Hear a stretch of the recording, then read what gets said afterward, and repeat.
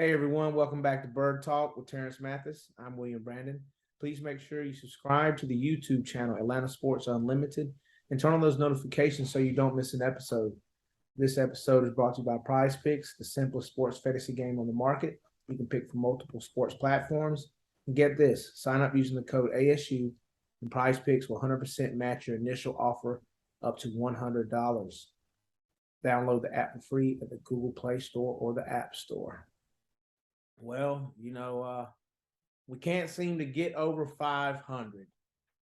But before we talk about that, you were out there in Cincinnati. What was I that, was. that We like for flew you? out. I took my daughter with me. We flew out with some corporate partners and some sponsors for the Falcons, and it was a fun trip. It was good to see uh, true hard, some of the hard-blooded, cold-blooded, true doggone fans of the Atlanta Falcons, Mhm. and it was amazing. That stadium was rocking. Oh my goodness, they were rocking. And it was 99% Bengals fans. And it was an amazing experience and getting to watch the game from a bird's eye view. We were sitting in suites. Mhm. Um, it was funny. I was watching the game and when the Falcons threw the long pass for the touchdown, and everybody's jumping up and down, high five, and blah blah blah. And then a lady turns to me and says, "How can you be so calm?" I said, "This just, that's who I am. I mean, I Mhm. don't get high, I don't get low when it comes to the game. Some stuff excites me, but I don't get to the point where, because I don't like my emotions to go here and then go there. I rather for them to stay right there. And then when it's over with, they can drop a little bit or go a little bit. I don't want to get too excited or too upset. Uh, it's not good for the blood pressure. Well, that's an actual skill that you possess there. Right. I'm sure it's a lot of us Falcon fans wish we could possess that skill because we're way up, and then like you say, it lets us way down. It's funny because we were texting in during the game, and I had to stop because I says I'm too critical and analytical right now, and I'm not enjoying the game. Yeah. So I stopped texting and started enjoying the game a little bit more and looking at it more because it was one of those games where I didn't understand. I couldn't understand uh, what I was seeing and what was happening in that game. And when I say that offensively, it I didn't understand there was no rhythm, no rhyme or reason why we was doing things. I know that we had the nice, impressive drive where we ran the ball, but we were down and we ran up a lot of clock. And Yeah. it was funny because a gentleman asked me, said, "Great, we're back in it." I says, "But guess what we did? It was right before half, I think it was." Yeah. I says, "We left too much time on the clock." And we did, but at the end of the day, um, I just couldn't understand what we were doing. And I knew going into that game, it was funny, before we got on the bus, we was at the hotel. A guy asked me, says, "What do you think needs to happen?" I says, "The worst thing that can happen is the Cincinnati Bengals get the ball first Yeah. because we're going to be playing from behind, and that's not who we are." And I says, with that being said, the next worst thing is they score, we don't, we punt, and they score again. I said, that's the worst thing that could happen. And It it happened. happened. The guy told me, it happened. The guy told me, you said, look, you know, this football team is not made to make big runs and big comebacks, go 2 minute offense and light up and score in a minute and a half or a minute 50 seconds and get back in the game. We had the big explosive play where defensive back failed. Um, and then that was it. You took the words right out of my mouth because I was going to ask you, what did you see on that play? Because that's something we haven't seen and we still don't see. We saw it one play, one deep ball. Well, I can tell you exactly what happened on the play. It was funny because I was with my daughter and I was explaining to her what happened. And I said, "Do you get it?" She said, "Yeah, I do." So here it is. And I'm explaining to you how I explain her. It's cover two. Mhm. This guy and this guy are the corners. they have flat defenders. These two guys, which is the point of my fingers, are the safeties. Mm-hmm. So these two guys have anything that comes in their area. These two guys have half the field. So if you send two guys vertical outside, these two guys got to pay attention to them. Mm-hmm. Okay. Yeah. Now, when you in a receiver set with one in the slot, now that slot receiver goes up the middle like that. The linebacker has to cover. Yeah. And he couldn't do it. And he ran right by him down the middle, touchdown. So that was covered. They played cover two, which I don't see them. I haven't seen them do that a lot this year. They played cover two. The safety kind of stood flat footed and was looking at the guy that was releasing outside. He took last minute, he couldn't catch his feet. He fell. Linebacker couldn't get up under it. Touchdown. Yeah, 75 yards. I was Yeah. elated. I'm like, wow, okay. Right. Okay. So I was like, are we gonna see more deep ball passing? But no, Right. that was it. Well, it's funny because of the fact that, um, man, I don't know. I don't know. I just, there was another play that I was scratching my head on, uh, and Mariota got sacked on it. Mm-hmm. And it was one of those plays where you had one receiver going up the right sideline to clear everything out, and then you had the outside receiver running a post to keep the other safety high, and you had Zacchaeus running a crossing route. And there was a big window to throw the ball, and I thought Mariota was looking at him because I was yelling, "Throw the ball!" Yeah. And he pulled it down, and he got sacked. Yeah. And I was like, okay. And you know what? Here's the thing. You know, I get it. Fans, you're upset at the way Mariota's playing football. We've only thrown the ball 14 times a game. But he wasn't here to throw he's not here to throw the ball 30, 35 times a game. Mm-hmm. He's here to manage the game and hand the ball off. That's what Arthur Smith wants to do. He wants to run the ball 80% of the time.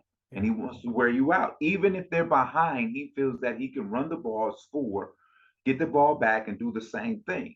But when you're playing against a Joe Burrows, when they have all those three receivers and a running back, and then they had Hayden Hurst, who are you going to cover? And then I know exactly what you're going to say after you hear this. Our secondary was hurt.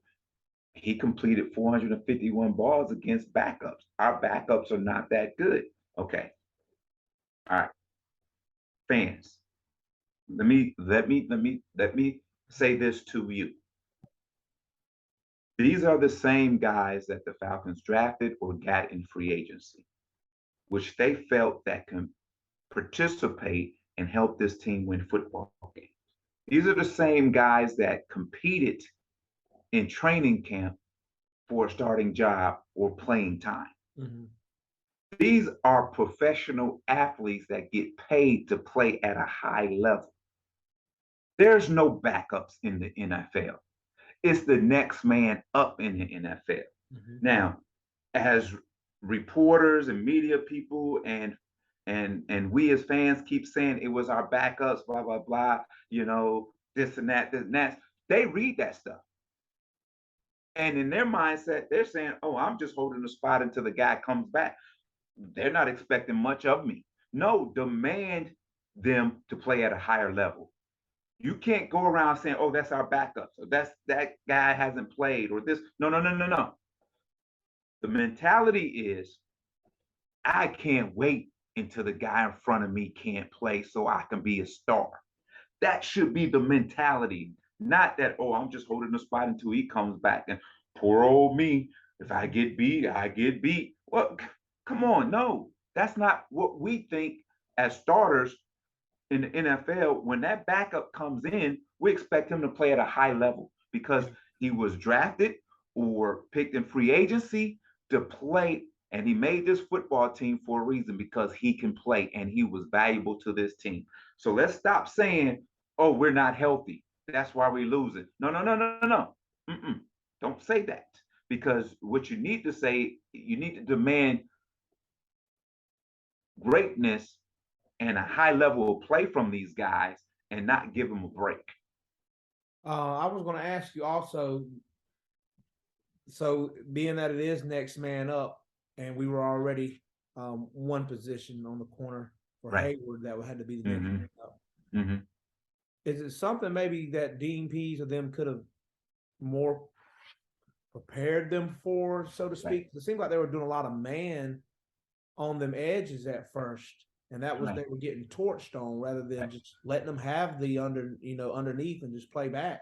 Right. Because they were going to kill us either way. But I started to say, like, well, just let them have underneath and try to shut that down. It seemed like they finally adjusted to that, but it was a little too late. Well, here's what I saw, and here's what I saw. We got to Burroughs a couple of times, which was beautiful. Carter came off. I mean, I have never seen this dude. It's like he was shot out of a cannon. Yeah. And I go, what happened? It was so quick, man. And we upstairs was like, wow, where'd he come from? It happened so quick. And then Grady got one. And then we stopped. See how Grady rolled them over nice and soft. Yeah. So he got one, but then they still scored on that drive. Yeah, they did. That was crazy because let me tell you, when we started blitzing, what Joe Burrow started doing and the receivers were doing was wherever the guy blitzed from, the receiver ran to that spot. So Joe Burrows, all he had to do was watch the blitzer, and right behind the blitzer was his guy. So that's why he kept picking us apart like that. That's why he kept doing it, because everywhere we blitzed from, a receiver removed the blitzer and he was hitting him. And I said, oh, that's genius. I said, that is pure genius. And that's when you know you have a passing scheme that is made for whatever you do. Whatever you do, you play man to man, we're gonna throw it over top. You play zone, we're gonna pick you apart. You blitz us, we're gonna hit the guy high. We don't care. We get 5, 6, 7 yards every time you blitz us, and that's what was happening. The plays that they made, the big plays, besides the one, the first touchdown that Cincinnati had, it was well covered. The guys just made great plays. Jamar Chase on that touchdown, what a catch, dude. But what a well thrown ball at the same time. And right now, Jamar Chase is the best receiver in the NFL. I've watched him, and what I've seen this past weekend, he's the best receiver in the NFL. Now, getting to receivers, since you like that transition, right? The transition. We picked a guy 4th. Oh, good. Then we picked the guy number 8 in 2 consecutive drafts. One a tight end and one a wide receiver. Why? If the philosophy was we're going to run the ball, 2 years ago there was offensive lineman that was there. Last year there was running backs that was there. You had Brees and you had Walker that's in Seattle right now. They were sitting there. But we have potentially $70 million tied up in 2 guys that's not getting footballs thrown to them.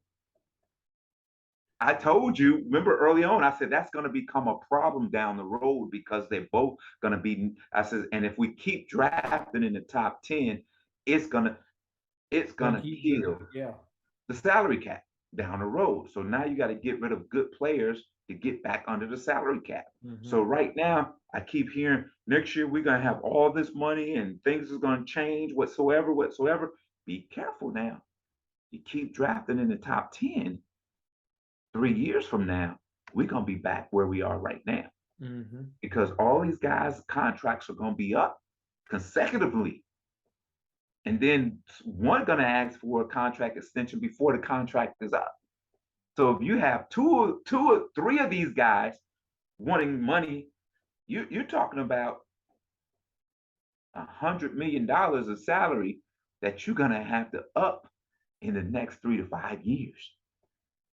So right now you better get all you can out of these guys. And I know, people were not a lot of fans, but there are some fans they're questioning about the quarterback change. But Mhm. what I want to know is what can we do to or what can Arthur Smith do to get Mariota to find these people, because I know you said he's just there to hand it off, but as we saw this past week, we didn't get the ball first, so we were behind, and like you said, we can't play from behind like that. So at Mhm. some point, those guys got to be utilized in some form of fashion. I know in the past you said they need to have their own package, but it seems like they're not doing that, or they're just going over it because those two guys are never getting, like you said, the touchdown. The 75-yard was to Damian Bird. Yeah. He was made a big play. But Mhm. again, we got two first rounders that are not getting what you would think. Right. And I don't understand. And the thing is, you can say it's, people can say as well, it's coverage. They're being paid attention to more.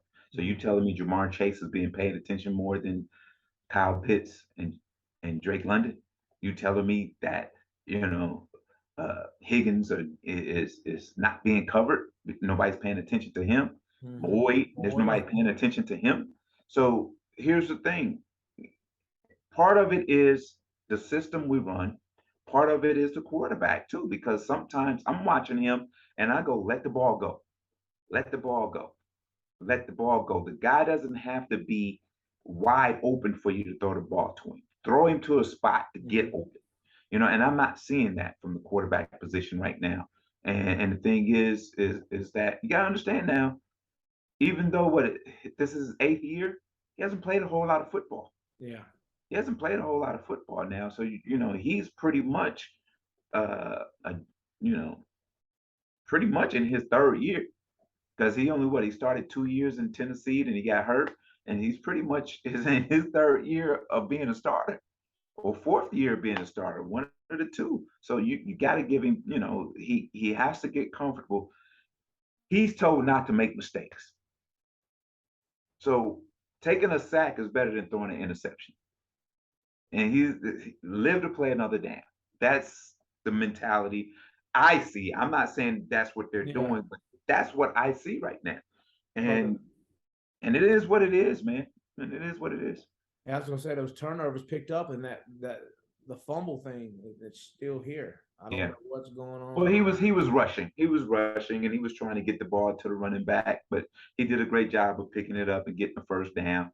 So we got to commend him for that. Uh, And the run game is killing still. They yeah, are, but like you yeah, said, when you're behind and the fourth quarter, they were just churning that clock down. right, right, right, It was right. working, but is it working, or are they just lax because they're like, hey, they're running the clock down? And Well, here's the thing. As me as a wide receiver, and listen, please don't take this the wrong way. When that started to happen, Mhm. me right away as a player, I put myself as a player of this. We just gave up. We just quit. We just trying to get rushing yards. We just trying to stay top in the NFL in rushing yards. We don't care. We don't care. Well, that's the way I now. That's my opinion. That's Yeah. I don't. I look. I don't know if that was going on the sidelines whatsoever, but right then, as a former player and a guy who's been in that situation where you couldn't do anything, and we just said, okay, let's run the clock and get out of here. Stuff like, see, you don't know, stuff like that has been said on sidelines and median sidelines in the NFL, because there's nothing you can do. Mhm. Instead of now, the guy already had 400 and something yards throwing. If we started throwing the ball and turn it over, he might have had 600 yards passing. Yeah. So, and I know what you're thinking. You're trying to save the embarrassment of your secondary. You don't want to expose them to this. You don't want to expose a young team to something like this where you may lose them. And I get it. I get it. Yeah. So I would say, back when we looked at our schedule, we kind of felt like maybe the Panthers might have been an easy opponent, but The Panthers have now shown new life. They've got a different quarterback that's not Mhm, Baker, not Sam Darnold, PJ Walker, who's mobile, agile mhm. quarterback who's making plays. The team seems to have rallied since CMC left, like as in they got something to prove that they're not going to be. So I think the Falcons going to have their hands full this Sunday. They're going to have on the hard hat. We don't know if AJ Terrell is going to play. Right, We know Hayward's not going to play. We right, hopefully have D Alford back, but right. what we got to do to pull this out? Well, here's the thing. Here's what happened in Carolina. You fired the head coach, and Steve Wilks stepped in. Steve Wilks was a former coach with the Arizona Cardinals, head coach, and they fired him after 1 year. And I bet you he says, well, here's my chance to do things the way I wanted to be done. I'm gonna stop listening to management. I'm gonna stop listening to the owner. I'm gonna do it the way I want to do. So there had to be a conversation after Robbie Anderson went off on the receiver coach on the sideline about 3 weeks ago. They Yeah. got rid of him. Mm-hmm. McCaffrey, here's a guy that, they were putting all their eggs in the basket with, but he couldn't stay healthy. He couldn't play 16 games. So it was time to cut that. And what it's done now is, and then you have, Baker Mayfield wasn't playing bad, but he's hurt. And Sam Donald is off the injured reserve Yeah. now, but PJ Walker is their guy. What happens in this situation when you have two of your superstars get traded? Your big high profile quarterbacks are being benched. Guess what happens? You don't Next know guy other up guys. Yeah. says, I'm gonna be a superstar. Mm-hmm. That's including the head coach. I'm gonna be so now they rally together and they come together and says, we don't have to worry about getting the ball to McCaffrey. We don't have to worry about Robbie Anderson crying about not getting balls. We don't have to worry about that. We don't have to worry about uh, Sam Darnold and Baker Quarterback Mayfield controversy. Yeah. battle. We don't have to worry about who's gonna play and is Baker gonna. We're gonna ride with PJ because PJ happy to be the next guy up. Mm-hmm. And he's trying to show everybody in the NFL that he belongs there, and everybody's gonna rally around him, and everybody's gonna rally around that head coach because next man up means my chance to sign, my chance to shine. And the thing is, defense is playing well. They're in the top, I think top 20 defensively whatsoever, but they always had a good defense. But they're right for the picking because of the fact that, like I just said, it's been next man up. And we have the opportunity to win a game at home against a division opponent and stay tied for number one in the division. And that's the only thing you should be thinking about right now. Win this football game, no matter how we do it. Win this football game, and we're in the driver's seat. Yeah, that's the one caveat that I did leave out, but I'm sure everybody's aware of. The Falcons are still tied for first because Right. Carolina did beat Tampa. So the Falcons, bad as they lost, it was an Right. AFC opponent. It wasn't a divisional game, it wasn't Right. NFC. So Right. hopefully they can, put that behind them and turn the page. The Buccaneers, it doesn't get easy. They play Right. Baltimore on Thursday, and Right. then you got Mhm. Atlanta. Well, here's the thing. Remember we talked about rebooting the season after the first 4 weeks. Yes, Let's go into the next 4 weeks. Uh, you got to we hit got to those. go 500. We got to Yeah, go 500. Here's the thing. I was hoping we would be 2 or 3 games over 500 going into November, yeah. but that's okay. We're still sitting there. We're still sitting in the middle of the pack. We got a chance. We're still sitting on top of this division, and that's the key. I don't care what happens outside of the division. Let's win these division games, and you're good. Carolina is beatable twice. Tampa Bay is reeling, and the Saints don't know what they want to do and how they want to play. So here's a chance right now: is one game at a time. One game at a time. Win this one first, and then get the next one. But Falcons are sitting right there because here, for the first time in the NFC South, there's no dominant team. No. There's no everybody's on the same level. So at the end of the day, you just got to keep winning football games. As I said last week, You cannot give up more than 2 explosive plays to the Cincinnati Bengals team, or you will lose. Make them punt. We didn't do those things. Now, against this team, you must not give up explosive plays because that's going to be their rallying cry to Yeah. play better. Mhm. So let's get sacks, let's get him punting, and then wear him down with that running game, and then hit him with the play action game. Don't. Here's the thing. I'm not asking Arthur Smith to change who he is because Yeah. he's going to be who he is. I'm not asking you to change it and throw the ball 30 times and make sure Pitts and London get their targets. And I'm not saying do that at all. But at some point, you gotta loosen up that back seven.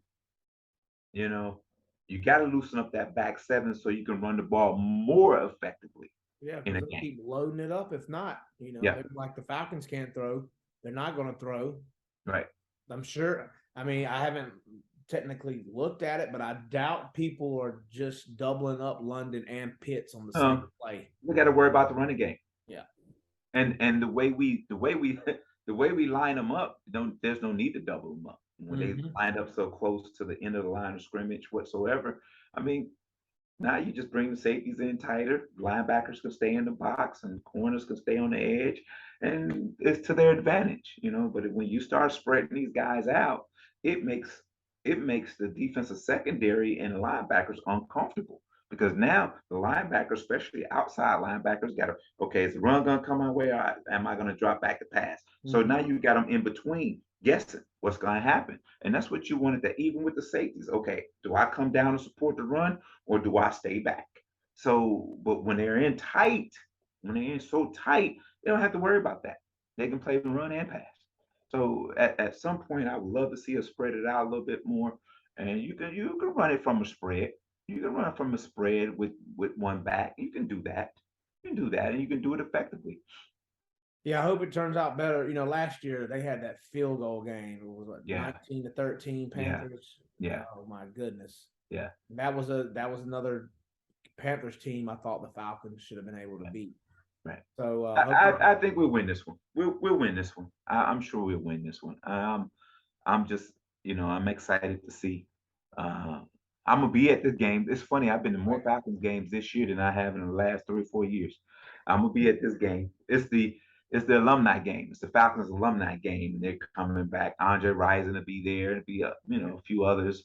So it's gonna be a time for us to catch up and tell stories and those things. And then at the end, we're gonna celebrate a Falcons win against the Carolina Panthers. Definitely. Well, what you got to end the show for us today, T? Um, I was gonna make it short and sweet today, and to the point.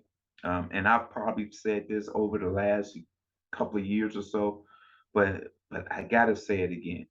Is this what God has for you? He has for you. What He has for somebody else is for somebody else.